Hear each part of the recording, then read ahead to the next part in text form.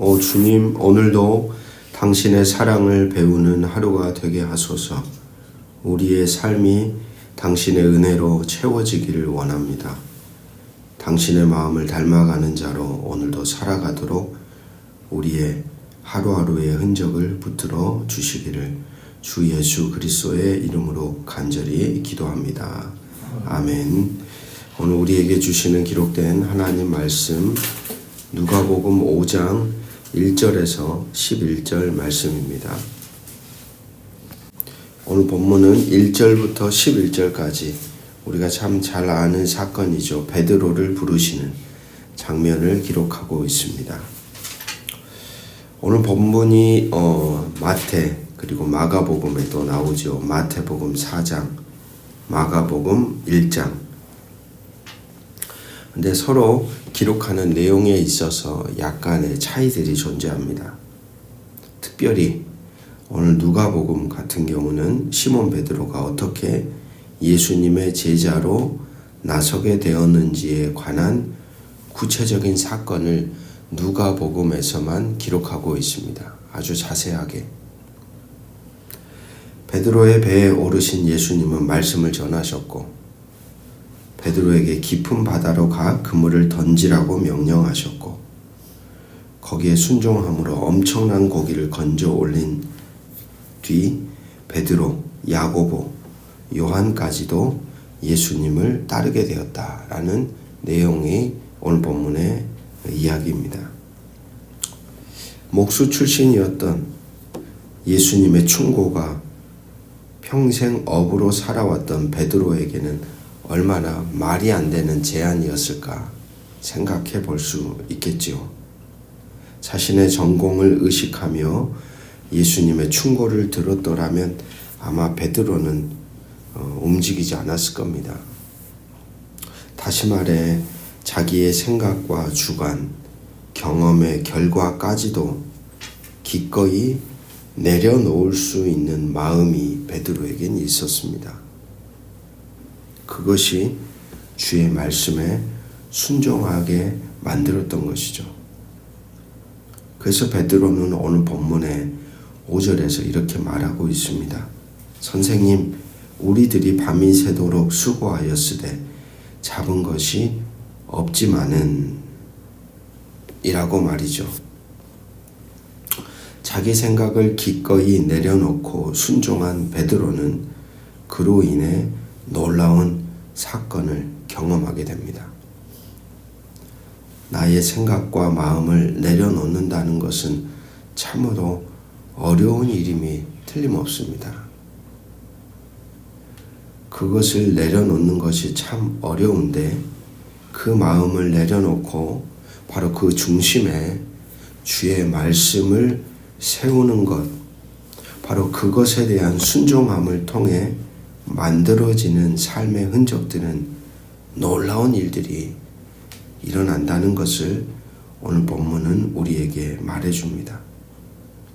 순종함을 통해 경험하게 되는 결과들이 하나, 둘, 우리의 삶의 자리에 점점 쌓이게 되면 될수록 거기에서 자연스럽게 일어나는 열매는 바로 우리라는 존재가 변해가는 것입니다. 하나님 말씀에 순종함이 없이는 그렇기에 하나님의 나라를 경험하는 것 그리고 우리 존재가 변해가는 것은 일어날 수가 없습니다. 목회자의 말이 아니라 성도들의 말이 아니라 오늘도 우리에게 직접 보고 읽고 따르라고 하신 주어진 하나님 말씀에 순종하는 삶, 거기로부터 하나님의 나라를 우리 자신이 그리고 우리의 일상이 경험하게 됩니다. 10절 말씀입니다. 세베대의 아들로서 시몬의 동업자인 야고보와 요한도 놀랐습니다. 예수께서 시몬에게 이르시되 무서워하지 말라. 이제 후로는 내가 사람을 취하리라. 예수님의 제자, 예수를 따르는 자들의 가장 큰 특징이 무엇일까요? 그것은 바로 사람을 살리는 겁니다. 사람을 살리는 것. 예수님 당시 초기 기독교는 당시 거대한 신분 제도에 대항하여 가부장제에 대항하여 그러한 사회문화 제도 아래에 눌려있는 이들을 복음으로 소식을 전하였습니다. 그렇게 함으로 사람들을 살려냈다는 것이죠. 그렇다면 오늘 2025년을 사는 우리 2025년을 예수에게 속한 우리는 어떠할까요? 오늘 이 시대에 신음하고 눌려있고 절망과 불안과 두려움 속에 살아가는 이들에게 오늘 우리라는 존재는 어떤 기쁜 소식을, 흔적을 삶으로 전하고 있는지 오늘 말씀은 우리에게 묻습니다. 어떻게 생명을 살리고 있는가? 바로 그 질문에 오늘 우리는 응답해야 한다는 것이죠. 11절 말씀, 그들이 배들을 육지에 대고 모든 것을 버려두고 예수를 따르니라. 마태복음과 마가복음에서는 여기에서 나오는 모든 것을 대신하여 그물을 버려두고 예수를 따르니라 라고 표현합니다. 하지만 누가복음에서는 소유의 전적인 포기, 바로 예수님을 따르기 위한 제자들의 합당한 모습으로서 자신이 가진 소유에 대한 전적인 포기를 강조하여 들려주는 것처럼 보입니다. 모든 것을 버려두고 예수를 따랐다. 앞으로 읽어가며 만나게 될 레위, 그리고 부자 청년, 그리고 우리가 누가복음에서 만나게 될 삭개오 다 똑같습니다. 곧 예수 그리스도의 복음을 받아들이고 하나님 나라를 가장 중요하게 여기는 이들에게는 우선적 가치의 역전이 일어납니다. 그동안 그토록 굳건하게 붙잡았던 인생의 그 뿌리가 바뀐다는 것이죠. 어린아이의 신앙의 자리에서는 자신의 삶을 윤택하는 데에만 마음을 쏟습니다. 자신의 삶이 좋아지는 것에만, 자신의 삶이 잘 되는 것에만, 자신의 삶을 풍요롭게 하는 것에만 마음을 둡니다. 하지만 신앙이라는 것은 성숙하면 할수록, 자라가면 자라갈수록 자신에게 주어진 환경과 상황이 아닌 자기 존재를 보는 거죠. 내가 만들고 있는 삶의 발자국을 돌아보는 겁니다. 그것을 바라보며 자신의 삶을 통해 하나님의 뜻을 이루어 가는 곳에 마음을 두고 시선을 두고 행동하며 살아간다는 겁니다.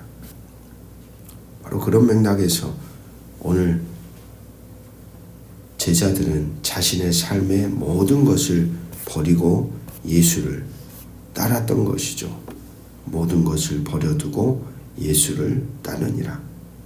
오늘 우리의 삶에 있는 우선적 가치는 무엇입니까? 여러분의 삶을 결정하는 가장 중요한 가치가 무엇입니까? 모든 것을 버려두고 예수를 따르니라 라는 말씀 앞에서 여전히 아직도 우리가 버리지 못한 마음, 생각, 소유, 욕망, 삶, 행동은 무엇일까요? 오늘도 조명해 주시는, 도우시는 성령 안에서 우리가 버려야 할 것들을 바르게 분별하며 그것을 버릴 수 있는 용기와 결단이 있기를. 그래서 예전에는 다른 것을 쫓아 살아갔던 인생이었더라면 이제는 오직 예수 그리스도만을 쫓아 살아가는, 따라 살아가는 복된 자로 저와 여러분에게 주어진 삶이 변화되어지는 이 하루가 되기를 주의 이름으로 축복합니다. 기도하겠습니다. 주님, 오늘도 나의 생각과 경험을 내려놓기를 원합니다. 그보다 먼저 오직 주의 말씀에 의지하여 깊은 곳으로 나아갈 수 있는 믿음을 허락하여 주시옵소서. 의심과 두려움을 버리고 순종함으로 주의 기적을 경험하게 도와 주시옵소서. 주님, 우리를 사람을 낚는 어부로 부르셨습니다. 세상의 아픔 속에 사람을 살리는 자로 우리를 부르셨다는 말입니다. 억눌린 자들에게는 자유를, 절망한 자들에게는 소망을, 상처받은 자들에게는 치유를 전하는 당신의 손과 발이 되기를 원합니다. 주님, 모든 것을 버려두고 주를 따랐던 새 제자를 묵상합니다. 우리의 마음과 삶이 주님을 온전히 향할 수 있도록 내 안에 우리가 든든하게 붙잡고 있었던 삶의 전부와도 같았던 것들을 버릴 수 있는 용기를 허락하여 주옵소서. 세상의 유혹과 욕망을 내려놓고 하나님의 뜻을 이루는 길, 바로 그것이면 충분함을 오늘도 우리로 알게 하여 주옵소서. 이 하루도 당신을 의탁합니다. 우리의 순간순간 마디마디마다 당신의 선한 인도를 구합니다. 당신의 은총 속에 오늘도 사랑하는 존재임을 깨닫습니다. 주 예수 그리스도시여 우리를 긍휼히 여겨 주시기를 예수 그리스도의 이름으로 간절히 기도합니다. 아멘.